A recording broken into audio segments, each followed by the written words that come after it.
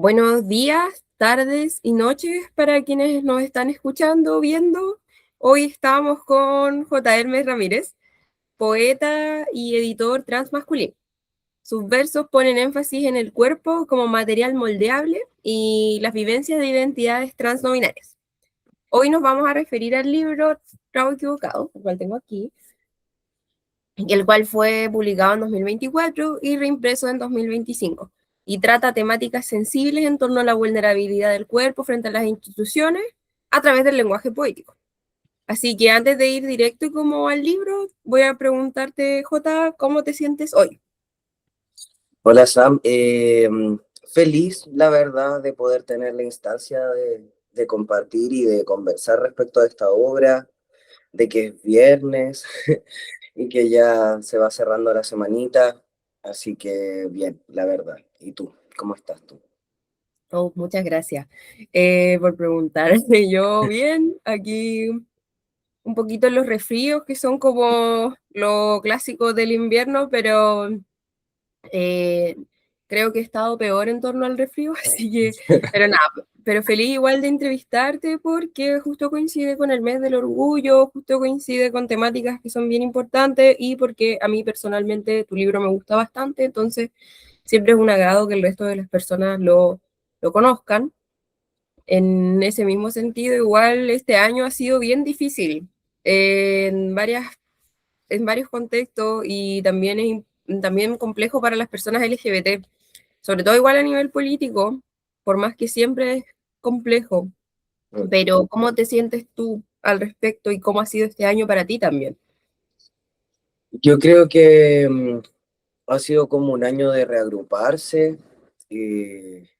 Recuerdo, por ejemplo, que partimos un poco el año tratando de que el gobierno anterior dejara fijos los lineamientos respecto a salud trans para Chile, con respecto a la adolescencia. Entonces, claro, fue como en ese sentido tratar de meter ruido y ver si es que se lograba eso, que finalmente no se logró. Entonces fue como entrar al cambio de mando en marzo con también harto temor de qué pueda pasar y yo creo que sobre todo también con respecto a las calles, yo siento que hay algo ahí que en un momento, hace unos años atrás, estábamos muy afuera en las calles y ahora es peligroso. O sea, en ese momento quizás también lo era, pero ahora hay ciertas leyes y ciertos procesos que se están llevando a cabo que son bien de temer para la comunidad y también la violencia, yo creo que ha aumentado harto casos de compañeras atacadas o compañeras asesinadas, no solamente acá, sino que también en Latinoamérica, en Argentina, en Colombia. Entonces, siento que también es un momento en el que la ternura entre nosotros es muy importante y que el acompañamiento como real, ¿cachai? Como de día a día, de llamarse, de preguntarse, de estar ahí. Eh, por lo menos para mí se ha vuelto súper relevante y eso que soy bien solitario, pero como que da nervios, sí, la verdad. Es verdad. Es muy cierto que estos tiempos llaman mucho a la comunidad. Entonces, en ese mismo sentido, me parece que ustedes tienen un trabajo comunitario muy bien logrado, sobre todo en torno al trabajo igual editorial. En ese sentido, ¿tú crees que la editorial que tú construyes con Mutante Cine, de cual luego te voy a pedir que me cuentes un poco más en profundidad, pero crees que esta editorial ha fomentado un poco que se extiendan estos lazos para generar la comunidad, especialmente en torno como a lo literario también? Sí, total. O sea, yo creo mucho en la revolución impresa. Como siento que lo digital igual tiene harta censura, ¿cachai? Como a mí me ha costado mucho encontrar alguna plataforma donde subir mis textos, mis dibujos, mis videos, porque igual son medio porno, ¿cachai? Igual tienen algo como más explícito o palabras que de repente se considera que son muy fuertes. Entonces, en ese sentido, creo que Mutante Sin, que existe desde antes que nos conociéramos con Jesús, tipo como Jesús lo viene haciendo desde el 2017, creo, y nosotros nos conocimos como, yo diría como el 2021, por ahí. Eh, y claro, empezamos a mover cosas juntos porque nos hizo mucho sentido también, pero yo creo que él viene haciendo una resistencia hace un tiempo de tratar de traer ciertos contenidos como que conoce o ciertas traducciones o fanzines o juegos que reflexionen en torno al género también, en torno a como conocimientos que son quizás de nosotros, de la comunidad, y después, bueno, y ahora estamos más enfocados como en la literatura y en la poesía y también en editar a personas del territorio que ojalá no tengan publicaciones anteriores, que como ir abriendo también ese campo a partir de lo que hemos hecho juntos con el trago equivocado y también con otras cositas que hicimos antes que también fueron como pruebas de lo que podíamos hacer juntos, ¿no? Como más cositas online o de repente talleres o fanzine o cosas así, las mismas pruebas que hicimos con este libro. Entonces yo creo que sí, yo creo que hay una voluntad muy directa de parte de nuestro trabajo actual en Mutante de abrir ese campo, de ir a disputar como el espacio público también desde la literatura. Sí, sí, al final es muy bueno el trabajo que hacen en ese sentido de cómo abrir los espacios también para personas que no han publicado antes y también el énfasis en lo artesanal siempre me ha parecido muy importante.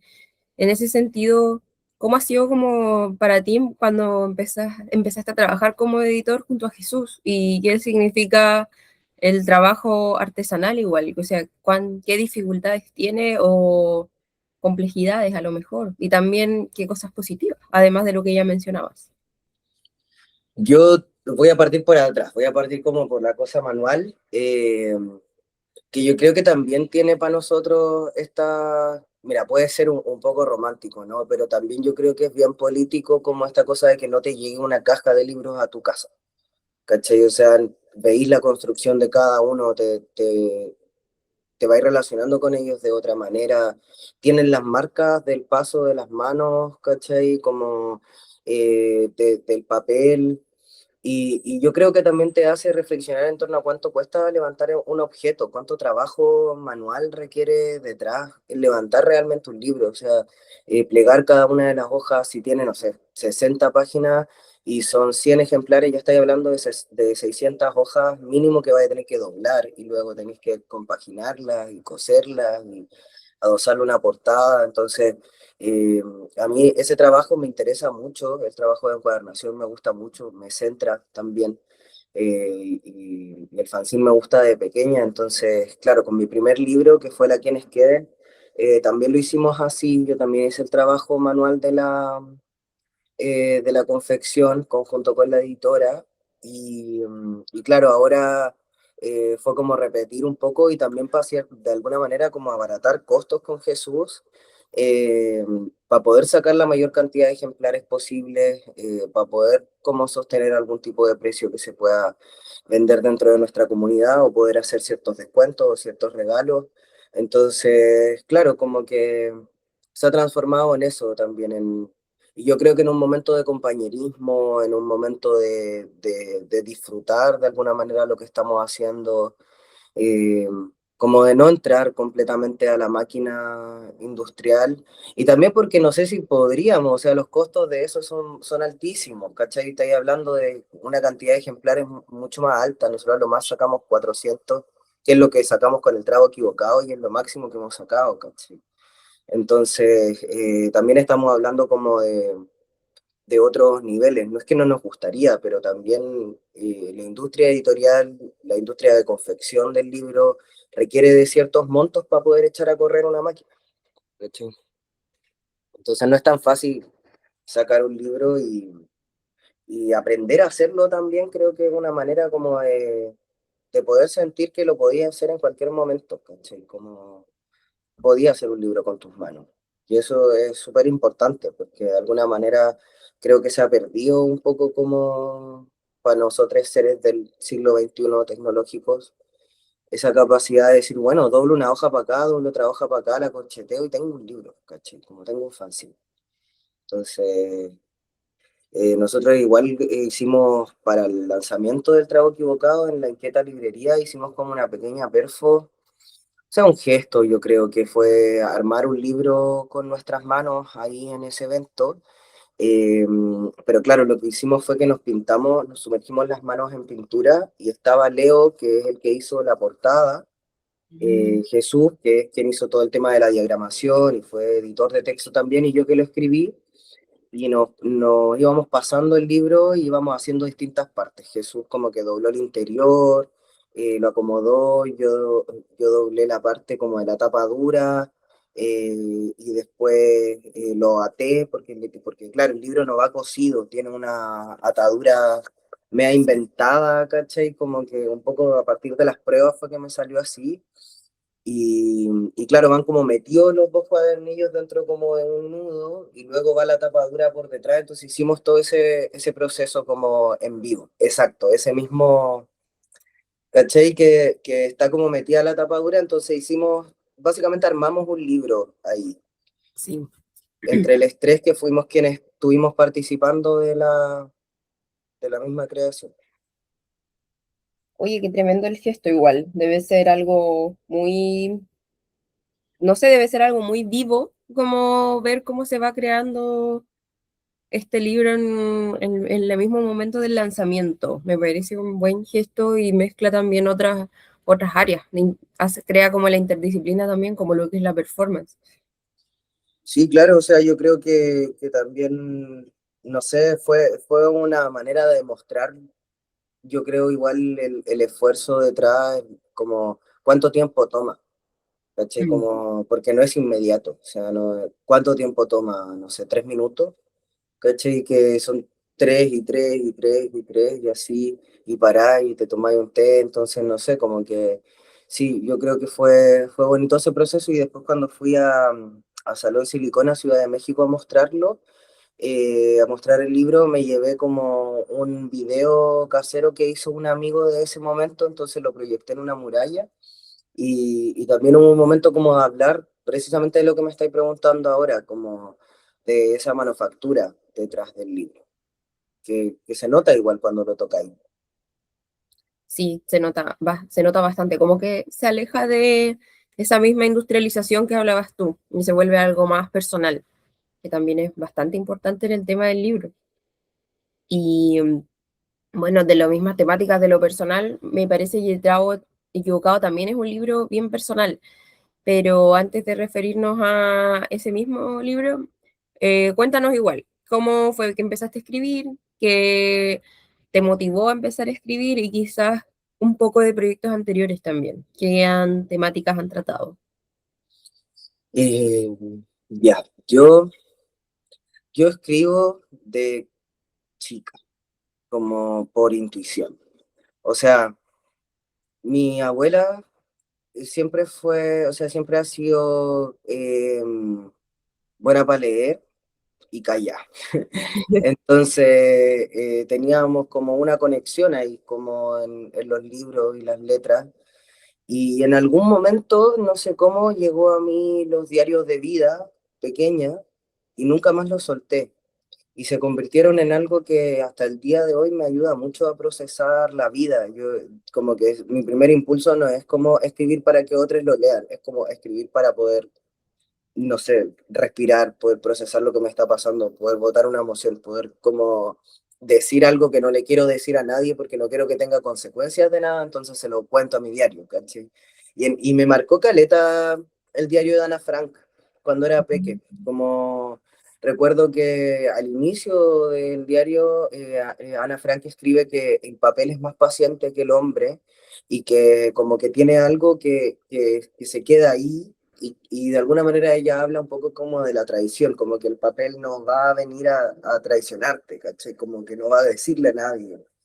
Y, y me ayudó mucho a fomentar esa conexión con el papel, con la tinta, con poder como encontrarme en ese espacio. Entonces, lo hago de muy pequeño. Y, y no sé si podría dejar de hacerlo, pero publicar fue otra cosa porque tengo montañas de diarios que nunca le he mostrado a nadie, ¿cachai?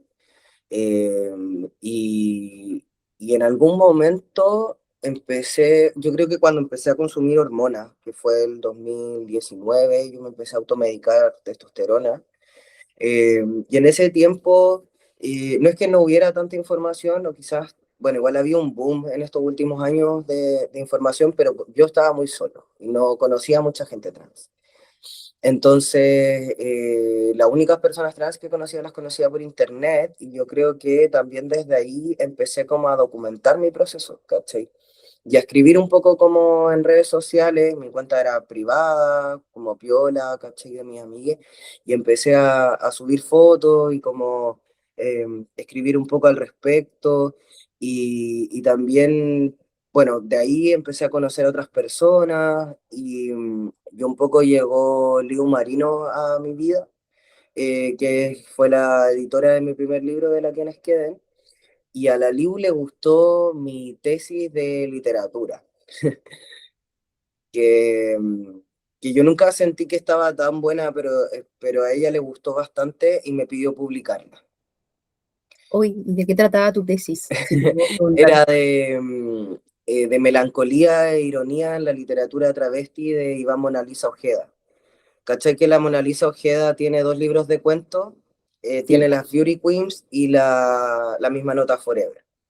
Entonces a mí me encantaron sus libros de cuentos y hice mi tesis de sus libros de cuentos, ¿cachai? De cómo la melancolía y la ironía eran elementos como políticos dentro de una mirada travesti en la que te velan algo, ¿cachai? Como que la melancolía de alguna manera está presente porque no se pudo obtener algo y por qué no se puede obtener, ¿cachai? Como un poco como desde la Sara Ahmed, como esta como qué pasa con el imperativo de la felicidad, porque todos tenemos que ser felices cuando no, de alguna manera no están las condiciones, ¿cachai? O, no, o las metas no son iguales para todo el mundo, o no se le trata a todo el mundo igual en la calle, entonces, qué tan fácil es y qué tan objetiva es esa felicidad.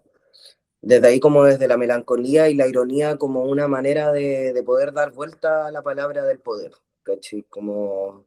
Eh, ser irónico de alguna manera generaba como una nueva línea en la que se podían decir ciertas cosas, ¿cachai? Bueno, desde ahí, y a ella le gustó mucho esa, y a mí me pasaba algo con el lenguaje, porque como que ahora yo creo que puedo ocupar mejor el lenguaje por la práctica en términos de cuándo quiero ocupar el femenino, el masculino, la X, la E, cuándo, ¿cachai? Porque eso tiene un contenido igual. O sea, no es lo mismo que una persona transmasculina diga, no, cuando yo era chica, a que diga, no, cuando yo era chico, o que diga cuando yo era chique. Son elementos históricos distintos. Entonces, me interesó mucho ese uso en el lenguaje, lo vengo como buscando hace rato y en mi tesis yo creo que estaba, pero no estaba como a mí me gustaría, entonces nunca se la pasé. Fin. Y después ella empezó a ver otros textos y me dijo, bueno, lancemos algo igual. Y ahí lanzamos un poemario que tiene carta y tiene cuento, que se llama La Quienes Quedan. Y ese también lo hicimos a mano, es chiquitito, yo creo que tengo una copia por ahí por si lo queréis ver. Ay, sí, me gustaría ver. Sí,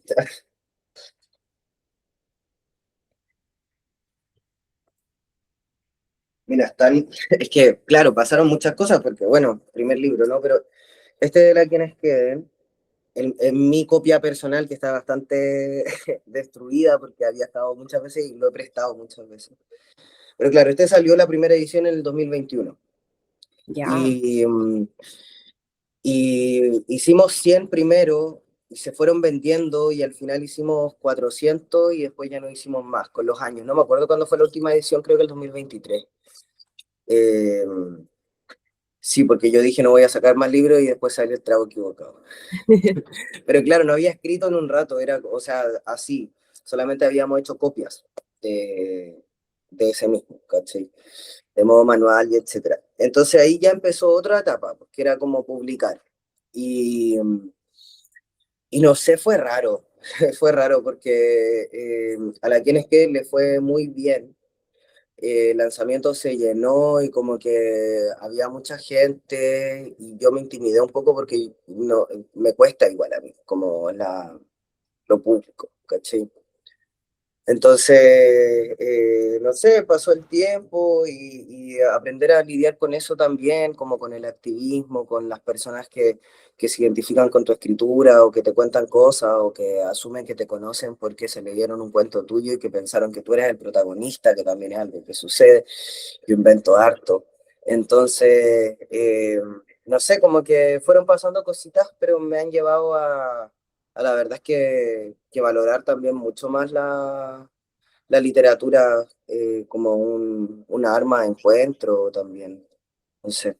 Y también a trabajar con colegas, pues, por ejemplo, esta portada la hizo Anne Cocteau, que es una artista transfemenina de Chile, del sur, y la trabajamos juntos, ¿cachai? Porque ella tenía como estos monos, como unos monstruos, entonces, claro, era como cómo damos con la portada, yo quería como una botella en el mar, Liu me decía, no, eso es muy cliché y así, y con el trago equivocado también fue como trabajar con Leo Vela, que hizo la portada y los interiores, ¿cachai?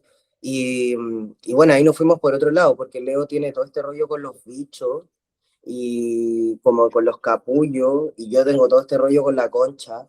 Entonces era como unimos, yo quería que saliera una concha hormonada de un capullo, ¿cachai? Como que estuviera como floreciendo. Oye, y está bien lograda. ¿O no? Sí. Pero ahí nos topamos con otra trampa del internet, igual y del conocimiento, que era como cómo se ven las conchas hormonadas. ¿Me entendís? Porque si tú Sí. buscas como vagina transmasculina o vulva transmasculina, no encontráis mucha información, no son muy explícitas, ¿cachai? Y bueno, recurrimos al porno igual, porque es un espacio de reconocimiento muy importante, yo creo que para las transmasculinidades, por lo menos para mí en personal. Y, y al final le terminé mandando fotos de mi concha, o sea, era como, ¿qué vamos a hacer para poder de alguna manera como poner esto al frente? Entonces también son líneas de investigación bien interesantes. Claro, hay que meterse un poco en lo personal también, por Sí, la falta de información. sí. Y bueno, así fue como fue partiendo también esta situación de publicar mi escrito.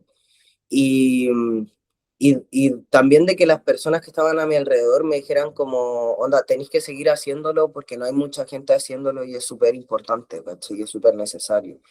Eh, y es real. Y yo creo que en esa misma línea va como lo que conversábamos antes, de ir abriendo este camino no solamente para quienes tenemos quizás la posibilidad, los contactos, lo que sea, los recursos para poder publicar, sino que también qué vamos a hacer cuando lleguemos a esos espacios, ¿cachai? Como, dale, yo no necesito otro libro más.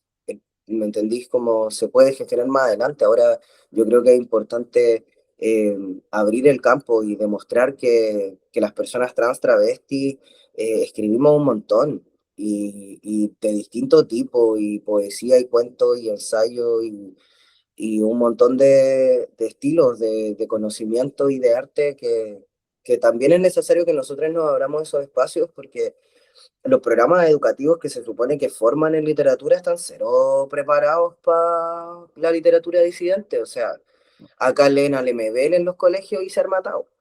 Sí, es, Literal. exactamente así. Y entonces siempre es necesario como traer estos temas a colación. Y en ese sentido me parece que Trago equivocado hace un buen trabajo hablando de los procesos medicinales y quirúrgicos, que me parece que esto es algo que yo no había leído ni siquiera en otros textos quizás más ensayísticos. Creo que en el formato poemario igual se da bastante bien, pero por lo mismo que ya nos adelantabas un poco, me imagino que hubieron dificultades para poner estas imágenes dentro de un poemario, sobre todo por la falta de información igual. Pero, ¿cómo llevaste a cabo lo de mezclar poesía con lo quirúrgico y lo medicinal? ¿Como de dónde surgió esta idea también? Yo pienso que se me ocurren así como dos espacios. Primero, como el propio proceso corporal. Onda, cuando empezáis a consumir hormonas, empieza como un lenguaje alrededor, que claro, que tiene esta cosa muy clínica. estés dentro de la endocrinología tradicional o no, como tenéis que aprender un poco, como, no sé, te estáis metiendo un deocanato de testosterona, tenéis que hacer 3 ml, 4 ml, no sé, cómo se pone la aguja, ¿cachai? Como si es gel, cómo se llama el gel, cuántos ml tiene, cuánto porcentaje tiene dentro de, vienen sobre, vienen puff, cuántos puff tenéis que ponerte, cuánta es tu dosis. Entonces, claro, empieza todo un mundo, ¿no? Como como realmente a modificarse a tu alrededor y cuesta un rato procesarlo. O sea, yo, como te decía, me vengo hormonando desde el 2019, este libro salió en 2024 y me costó, el primer cuento de la hormonizade, yo creo que me costó como 3 años escribirlo desde que viví la experiencia que partió como el imaginario de ese cuento, ¿cachai? Que fue básicamente ir muy a la chucha, a Las Condes, a una clínica privada, a una hora que me demoré muchos meses en encontrar, con una endocrinóloga que me viene viendo de hace muchos años y que fuera tan raro todo como lo que está bien, lo que está mal, y llegar a ese lugar, como yo no tengo mis carnes modificados, entonces claro, llego con un nombre que es femenino, me dicen una cosa, ¿y qué pasa también con esa higienización? ¿Por qué necesitamos esconder como nuestras identidades anteriores? ¿Por qué tengo que yo tener un carné masculino para molestar menos? Entonces, yo creo que precisamente ese espacio con lo público y con el cuerpo, con la modificación corporal, de alguna manera te adentra a un escenario clínico, súper quirúrgico, súper higienizado y que espera que las personas trans seamos dóciles, encuentro yo. Que, que de alguna manera aceptemos los tratamientos sin hacer muchas preguntas, sin decir como si realmente queremos eso o no, como, no sé, asumen que todos los transmasculinos odian menstruar. ¿Cachai? Asumen que todos quieren pelo y no sé, pues hay de repente cabros que se empiezan a pinchar y les crecen 3 meses la barba y les cuesta un montón lidiar con eso. Y es súper difícil ir a un endocrinólogo y que te diga, ay, te creció barba, qué bueno. ¿Cachai? Sigamos por ahí. Y es como, bueno, ni siquiera me he preguntado si es lo que yo quería. ¿Cachai? Entonces, esos encuentros motivaron, yo creo, también un tipo de escritura claro, que se hace más presente en este libro, eh, que tiene que ver como con un reclamo también a la medicina.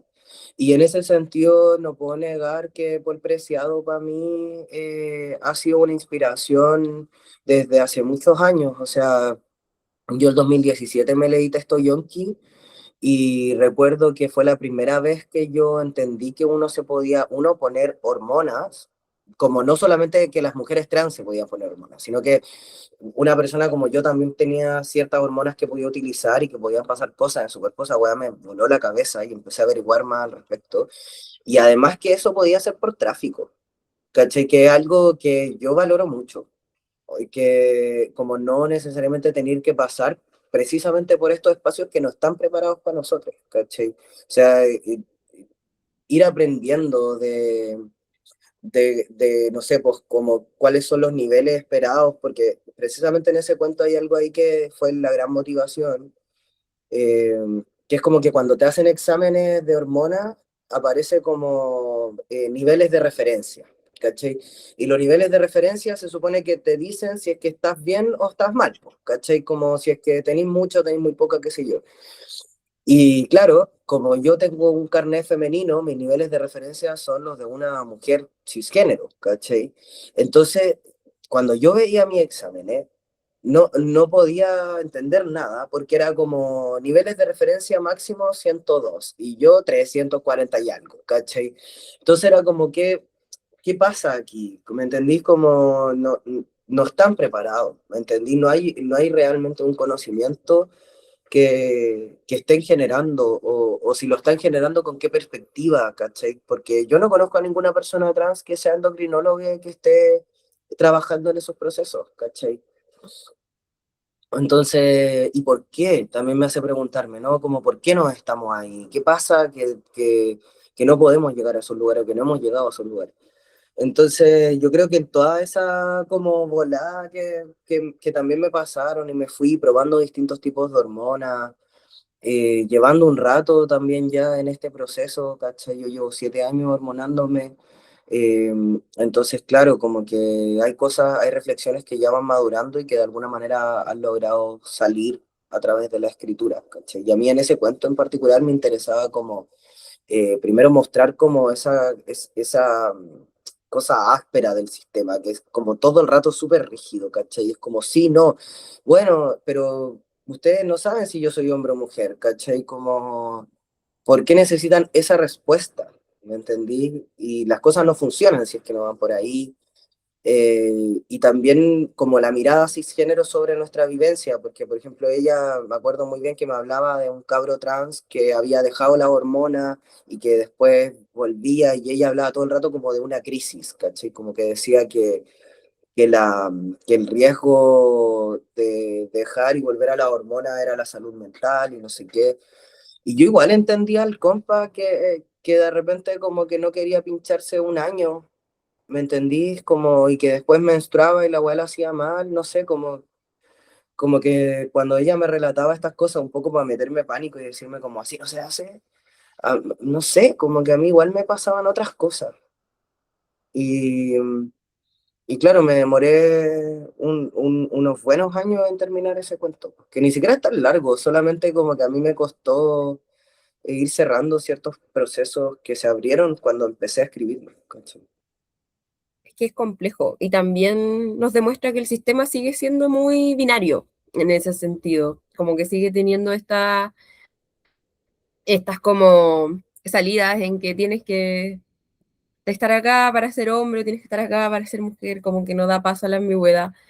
Me parece que en este capítulo que tú, en este cuento que tú narras también está muy bien expresado eso, porque a pesar de que tocaste temáticas que son muy difíciles, o sea, como lo medicinal, quirúrgico, como que se vuelve complejo de entender, tiene muchos procesos, pero siento que igual lo acercas con un lenguaje muy sencillo, como que un ejemplo, yo que me cuesta mucho entender esas cosas de repente, logro quedarme bastante claro, entonces creo que es un ejercicio que Mm, está bien logrado y en ese sentido van apareciendo más frases también a lo largo del libro completo y una que me llama mucho la atención es la carne dispuesta, que es una alusión que yo creo que es muy poderosa en torno al proceso como un poco de carnicería que vive un poco el cuerpo.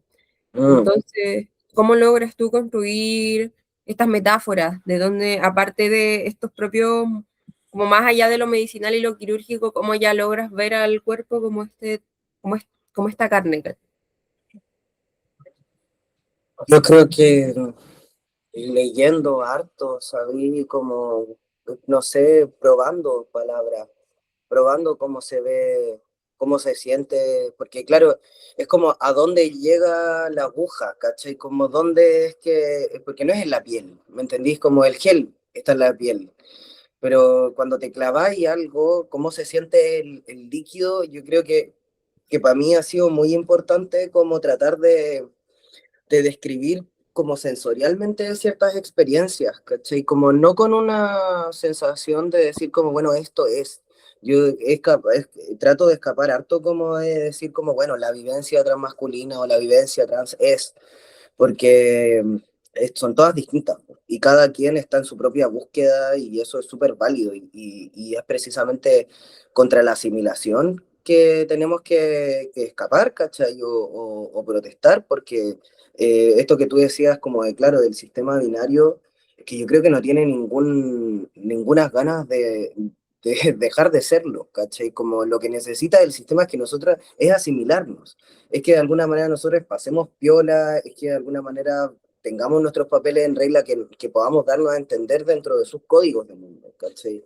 Y yo me resisto mucho a eso, o sea, no creo que sea así, yo creo que nosotros tenemos nuestra propia forma de vivir la vida y que en la medida en la que vayamos generando o buscando cada uno en su área palabras, colores, imágenes, texturas que nos acerquen a poder comunicar lo que está pasando en nuestro interior, también vamos a poder como apoyarnos en este proceso y generar nuevas fuentes de conocimiento, ¿cachai?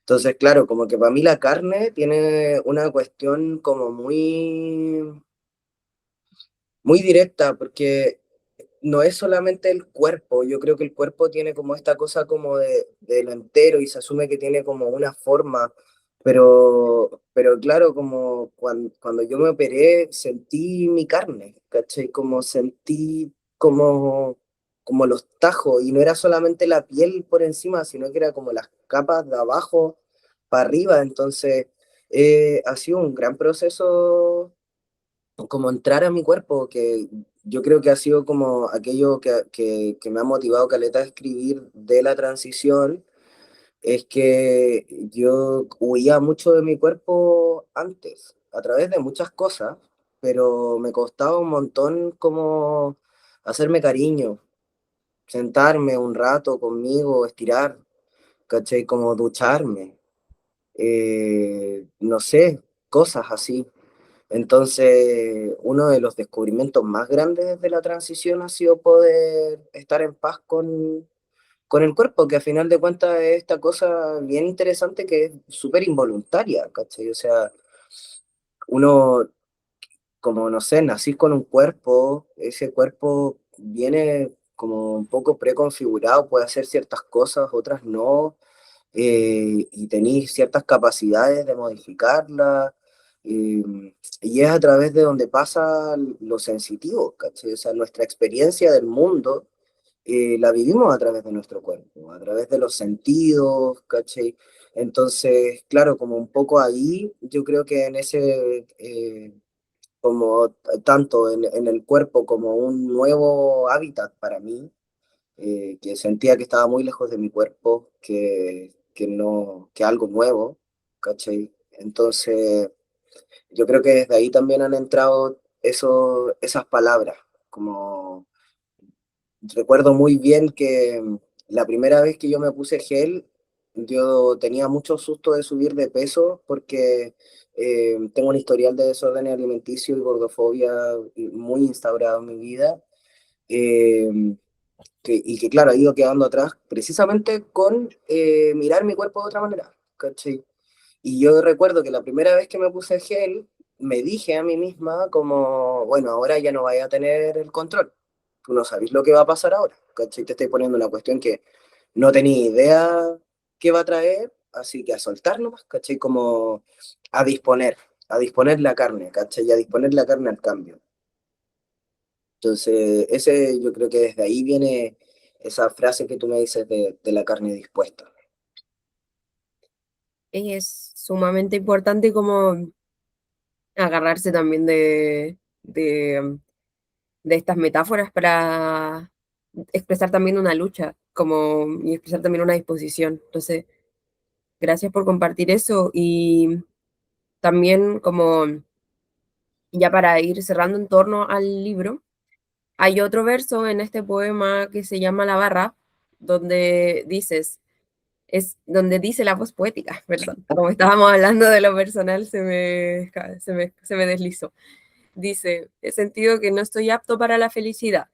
Y me parece que eso se lee desde una posición profundamente dolorosa. Y yo creo que mucha gente también gente en situación trans, no binaria, de repente se ha sentido de esta manera. Entonces, en eso te pregunto, ¿tú crees que esta voz poética puede ser apta para la felicidad o va a poder encontrar esta felicidad?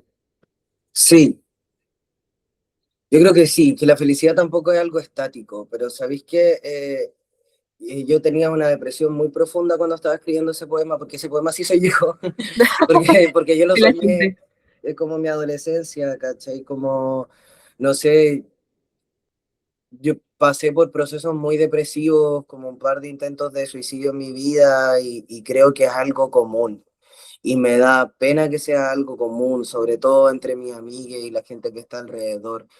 Entonces, precisamente ese poema habla un poco de eso, de decir como, bueno, llevo tanto tiempo pensando o como de alguna manera es como esto que de repente llegáis como a un momento de equilibrio y como que estáis tan acostumbrados que las cosas sean disfuncionales que termináis como desordenándolo todo, saboteándote, como, ¿cachai? Y creo que eso es súper común y no está mal, o sea, uno hace lo que puede con lo que tiene, ¿cachai? Y la felicidad es un concepto que a mí me llama mucho la atención, porque tiene precisamente, como dicen los estudiosos del tema, o por lo menos a mí me gusta mucho Sarah Beth en ese caso, que habla del imperativo de la felicidad, que es lo que estábamos conversando antes, ¿cachai?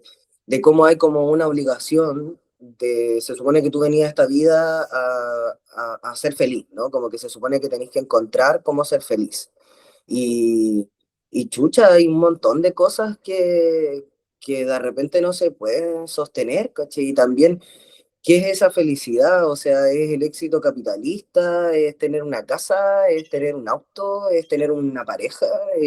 ¿Me entendís? Como que también estamos asumiendo a partir de eso. Entonces, eh, yo creo que ese poema un poco me lleva para allá y tiene una imagen que es como que es un sueño, una pesadilla que yo tenía mucho de chica, que es como que vais corriendo y arriba hay una barra, por eso se llama la barra, entonces la persona como que salta y se agarra de la barra y se supone que tenía que hacer como y salir, seguir corriendo, como seguir su camino, hacer una pirueta y seguir corriendo, pero queda atrapada, ¿cachai? Como arriba, abajo y no puede soltar. Y yo igual soy una persona súper atrapada, entonces de repente como que mis pensamientos me dejan ahí y no puedo soltar, ¿cachai? Y no puedo seguir, entonces también qué pasa cuando uno se va dando nuevas palabras, ¿cachai? Y intenta, y te das cuenta que venía en un proceso en el que tal vez hay sido más pesimista, en el que tal vez estáis mirando solamente lo malo de tu presente, eh, y también de la depresión, o sea, la depresión es real, ¿cachai? Y no es fácil, no es fácil, o sea, no es una cuestión como de ya, ya, pero alégrate, cómete un helado, no sé, No, como, no, es súper difícil, es no poder comer, es no poder pararte, es como realmente una cuestión de día a día, de momento a momento, entonces como tú bien dices, yo creo que esos temas no están ajenos a nuestra comunidad, para nada.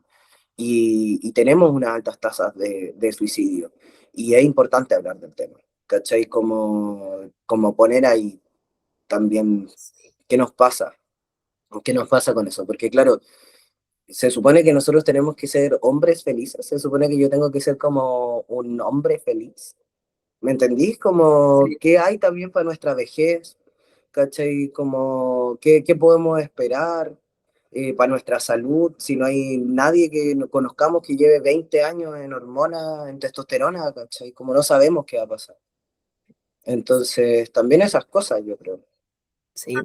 Se asume que porque estás viviendo el proceso, ahora eres más feliz, que Sí, es también un equívoco, yo creo. no, de Pero repente las hormonas te mandan a cualquiera, o sea, de repente, claro, o sea, lo que te decía también, hay muchas chicas que, que claro, que piensan, que tienen una idea de lo que va a pasar en su cuerpo y después empiezan a consumir hormonas y pasan otras cosas y no les gusta, no les gustan más, entonces como no es un proceso fijo, ¿cachai? No nos pueden obligar a ser coherentes con nuestras decisiones si estamos experimentando, ¿cachai?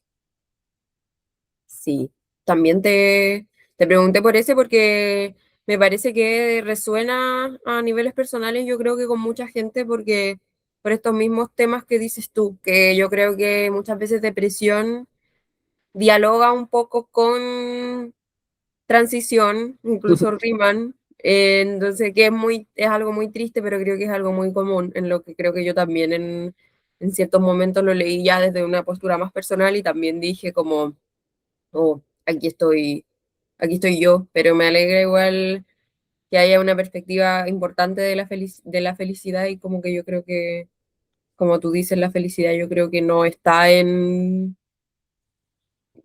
como que no está aquí como en en este sistema, sino en otras cosas que van un poco más allá. Mm, Y entonces súper importante lo que dices y también gracias por compartirnos sobre tus propias suturas en este proceso mm. donde escribiste sobre suturas. Sí. Entonces igual como para terminar y dejarlo en una nota aún más positiva, ¿Qué podemos esperar de ti en el futuro? ¿Qué proyectos se Mm. vienen, ya sean tuyos, de tu persona o con Mutante Cine? Bueno, con Mutante estamos bien contentos porque vamos a sacar el segundo número de esta colección, porque la colección del trago equivocado acá tiene un uno, ¿ves tú? Sí, sí. Entonces eso significa que es el primer número de una colección que con Jesús nos propusimos que son 5 libros, uno por año, y este año nos toca el segundo.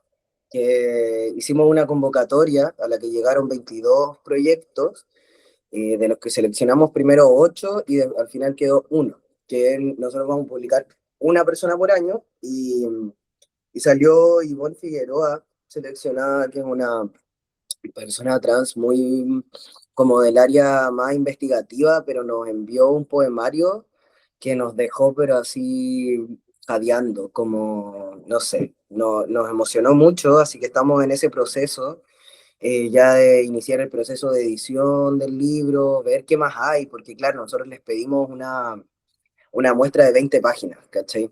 Entonces se supone que el poemario tiene que ser más largo que 20 páginas, entonces claro, ver qué más hay, empezar ese proceso de edición, ver colores, portada, papeles, así que la verdad es que feliz con eso. Eh, yo por mi área personal estoy haciendo una investigación. Estoy estudiando un magíster, entonces estoy haciendo una investigación es un rastreo literario, de producciones transmasculinas dentro de su amplio espectro en Latinoamérica. Mm. Y lo estoy escribiendo desde mi archivo personal, un poco porque he tenido en estos últimos, no sé, 7 años aprox, como hartos encuentros con otras personas que escriben de Latinoamérica, que son personas transmasculinas o personitas no binarias, y me he dado cuenta también que está difícil de repente encontrar sus obras, o qué pasa también como con los procesos de edición de ellas, cuántos ejemplares se logran, a dónde llegan. Entonces, es un tema que me interesa mucho y me motiva efectivamente, y estoy escribiendo de eso, así que esperemos que eso salga bien y nada, a mí me encantaría publicarlo en algún momento, pero primero hay que escribirlo, ¿no? Importante. Así que Oye, en eso, la verdad. oye, mucho éxito. ¿Y qué magíster es? Ah, como Eh, Chile. de Género y Cultura en la Chile, en Mención Humanidades, se da en la Facultad de Filosofía. Ya. Entonces, mucho éxito con ese proyecto y Muchas con todos gracias. los que vienen para la editorial también. Y con eso te agradecemos mucho, Jota, por la entrevista. Y gracias a todos los que nos escucharon, nos vieron y nos leyeron. Y nos vemos en futuras entrevistas. Muchas gracias. Muchas gracias a ustedes.